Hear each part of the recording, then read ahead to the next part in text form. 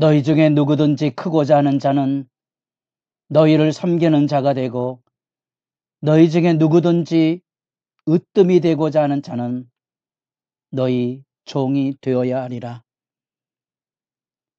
새벽을 깨우는 거룩한 기도자 여러분, 생명의 말씀 앞에 엎드러져서 날마다 주님 앞에 하늘의 질서를 열어가는 복된 삶, 자기 부인, 자기 십자가 지고 가는 그 길에 당당히 일어설 수 있기를 바랍니다.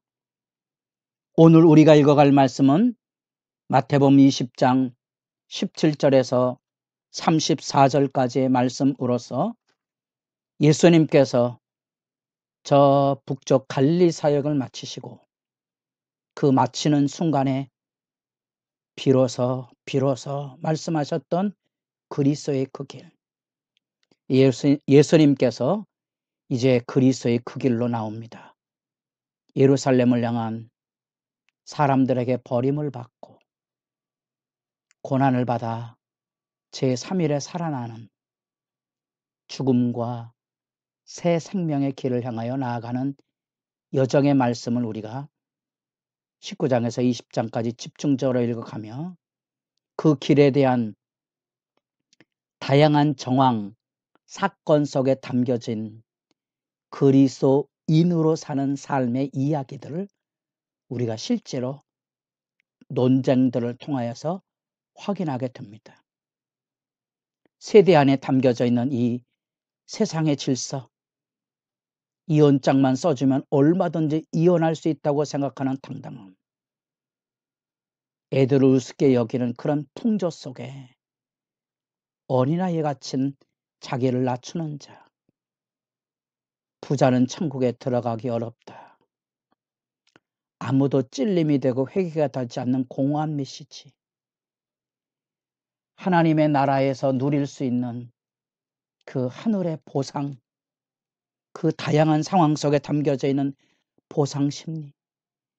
그래서 우리가 주님 앞에 충성하다가 무너지는 원인도 왜 나는 이렇게 주님 앞에 충성했는데 보상이 주어지지 않을까에 대한 낙심과 절망이 사람들의 마음을 무너뜨리는 거지요.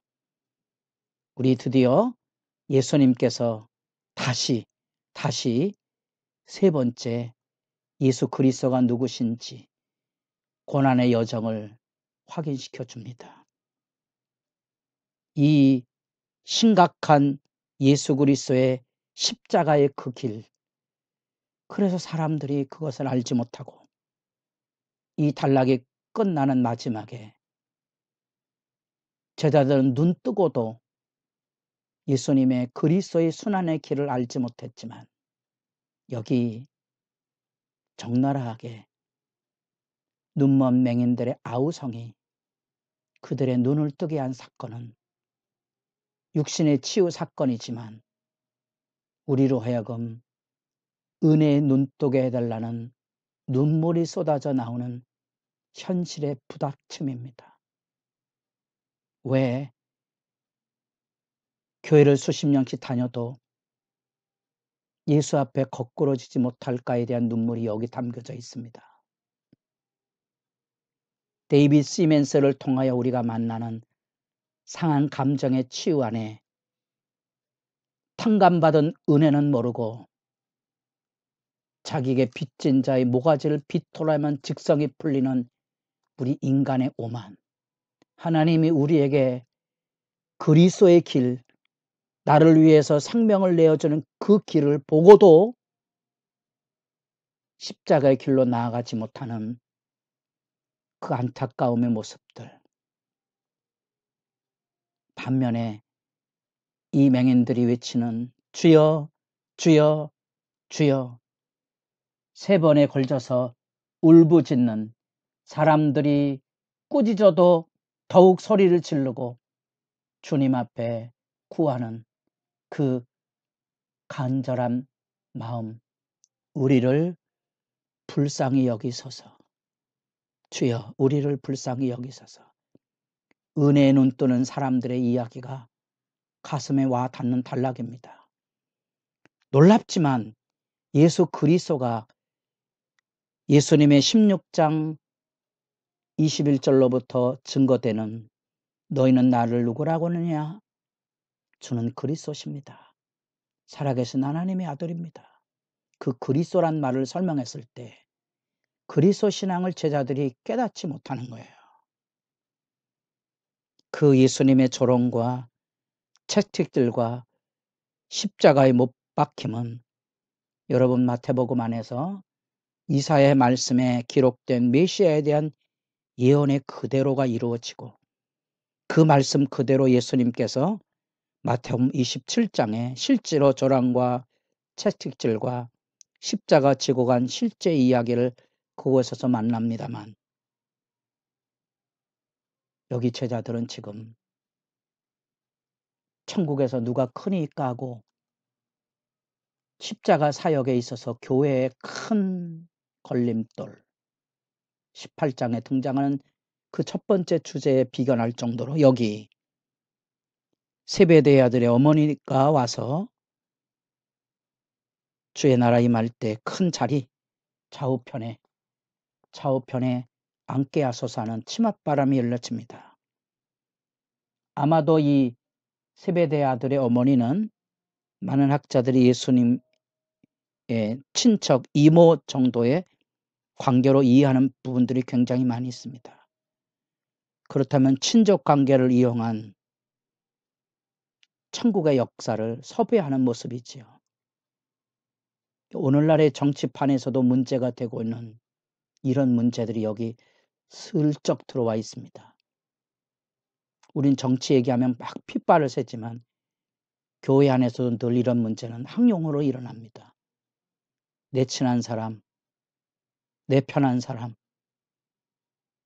하나님 앞에 정직하지 못한 일상들이 여기 나타납니다. 그래서 예수님께서 걸어가시는 십자가의 길을 알지 못하고 예수 그리스도의 십자가를 알지 못하고 마치 영광의 자리 차지하듯이 예수님 좌우편에 한 자리씩 차지하려는 이런 삐뚤어진 의식에 대하여 예수님께서 두 제자를 중심으로 마주해서 너희가 구하는 것을 알지 못하는도다. 너희가 내 잔을 마실 수 있느냐. 그 잔은 어떤 잔이지요? 이사야 51장 17절에 23절 예레미야 4장 21절 여러분 잔에 대한 얘기를 찾아보십시오. 고난과 죽음의 이야기입니다. 그 고난과 죽음의 이야기들 안에 이 제자들의 대답은 우리가 그 잔을 마실 수 있나이다. 알지 못하는 거죠. 물론 이후에 성령 받은 이후에 야고보는 순교를 당하고 요한은 투옥을 당합니다. 그러나 여기 지금 이 당대에는 이 하나님의 구원사를 이해하지 못했을 때 이 제자도의 거침돌이 그들이 되고 있다는 겁니다. 그 안에서 우리는 이렇게 명백한 세상의 질서와 하늘의 질서가 대비되고 있다는 사실. 18장에서 왜 예수님께서 내 눈이 내 손발이 걸림돌이 되거든 찍어버리고 빼어버리라는 흉측한 말씀을 하셨을까요? 그 영적인 싸움에 대한 근본적인 변화 18장에 예수님 말씀하셨던 돌이켜 어린아이와 같지 아니하면 결단코 천국에 들어갈 수 없느니라. 이 세상의 굴레의 무서움을 아셔야 됩니다. 죄의 사망 어둠의 굴레를 기억하셔야 됩니다. 나는 그러고 싶지 않지만 끌려 달에 들어가게 돼 있습니다. 그 싸움에 여기 지금 맹인의 이야기가 나옵니다. 여리고가 등장합니다.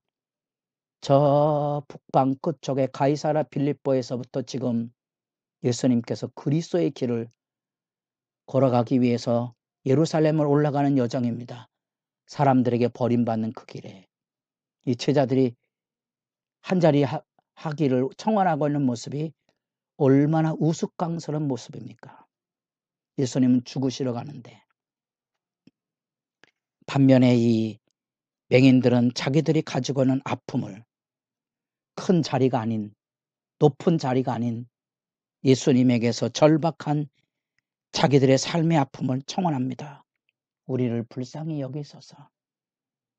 무리들은 이 맹인들을 천대하는 그런 문화적인 현실 때문에 하찮게 여겨서 꾸짖지만 반복해서 부르짖습니다. 무엇하여 주기를 원하느냐? 우리가 눈뜨기를 원하나이다. 여러분도 은혜의 눈뜨기를 원하십니까? 여러분도 십자가 걸어가는 그 길의 영광에 눈뜨기를 원하십니까? 치유사건 상징에 담겨져 있는 이 말씀의 도전은 우리를 깨웁니다.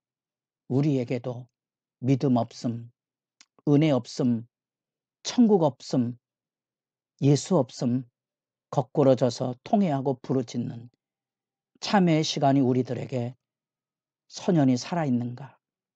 예수님의 고난받는 종의 그 길, 예수님 말씀대로 그대로 이루시고 그 길로 가고 계십니다.